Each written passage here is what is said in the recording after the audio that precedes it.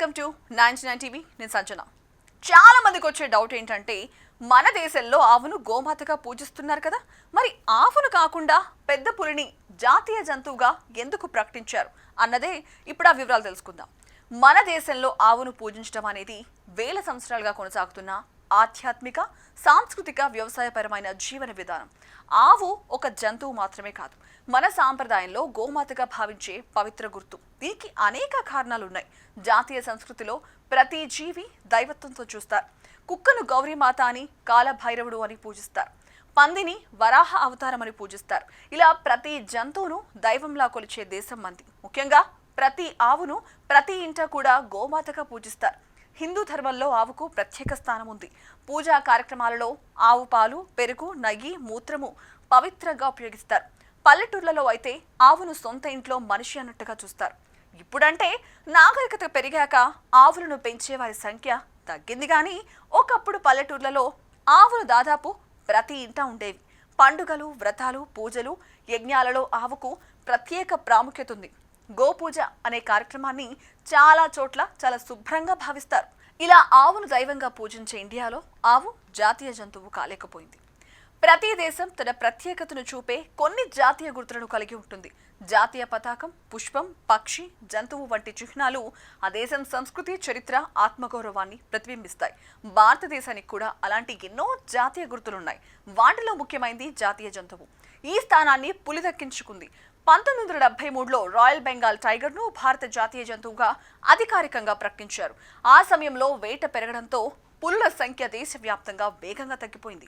అంతరించిపోతున్న జాతుల జాబితాలో చేరే పరిస్థితి రావడంతో ప్రభుత్వం చర్యలు తీసుకుంది.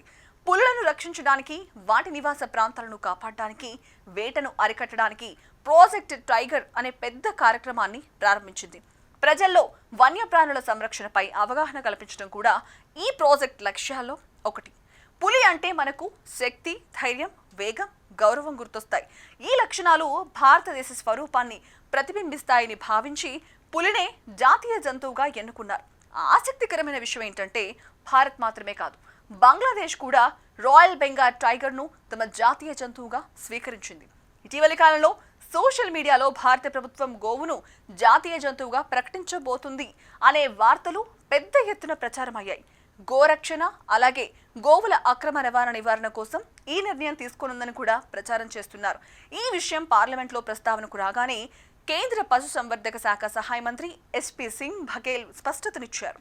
ప్రస్తుతం గోవును జాతీయ జంతువుగా ప్రకటించే ఎటువంటి ప్రణాళిక ప్రభుత్వానికి లేదు అని ఆయన లోక్సభలో ప్రకటించారు. భారతదేశంలో గోమాతగా పూజించే ఆవుకు ఆధ్యాత్మికంగా, సాంస్కృతికంగా ప్రత్యేకమైన స్థానం ఉంది. అయితే చట్టపరంగా గోవును జాతీయ జంతువుగా ప్రకటించడం సాధ్యం కాదు.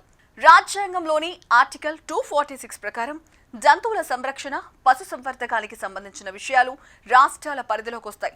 అంటే ఈ విషయాలపై చట్టాలు చేయగల అధికారం రాష్ట్ర ప్రభుత్వాలదే, కేంద్రానికి కాదు. భారతదేశంలో ప్రతి రాష్ట్రం పరిస్థితులు, ఆర్థిక అవసరాలు, మత విశ్వాసాలు, సంస్కృతులు వేరువేరుగా ఉంటాయి. అందుకనే జంతువుల సంరక్షణపై ఒకే చట్టాన్ని దేశవ్యాప్తంగా అమలు చేయడం రాజ్యాంగపరంగా కష్టమైన విషయమే. అయితే కొన్ని రాష్ట్రాలు తమ సాంస్కృతిక విలువలను దృష్టిలో ఉంచుకుని గోవుకు ప్రత్యేక గుర్తింపునిచ్చాయి. ఉదాహరణకు హిమాచల్ ప్రదేశ్ ప్రభుత్వం 2015లో గోవును తమ రాష్ట్ర జంతువుగా ప్రకటించింది. గ్రామీణ జీవన విధానంలో, పశు సంవర్ధక రంగంలో, పాల ఉత్పత్తిలో గోవు పోషించే పాత్రను గురించి ఆ నిర్ణయం తీసుకున్నారు. ఆవు భారత సంస్కృతిలో పవిత్రతకు ప్రతీక అయినప్పటికీ రాజ్యాంగ పరిమితులు, అలాగే రాష్ట్రాల హక్కుల కారణంగా దానిని జాతీయ జంతువుగా ప్రకటించడం సాధ్యం కాలేదు.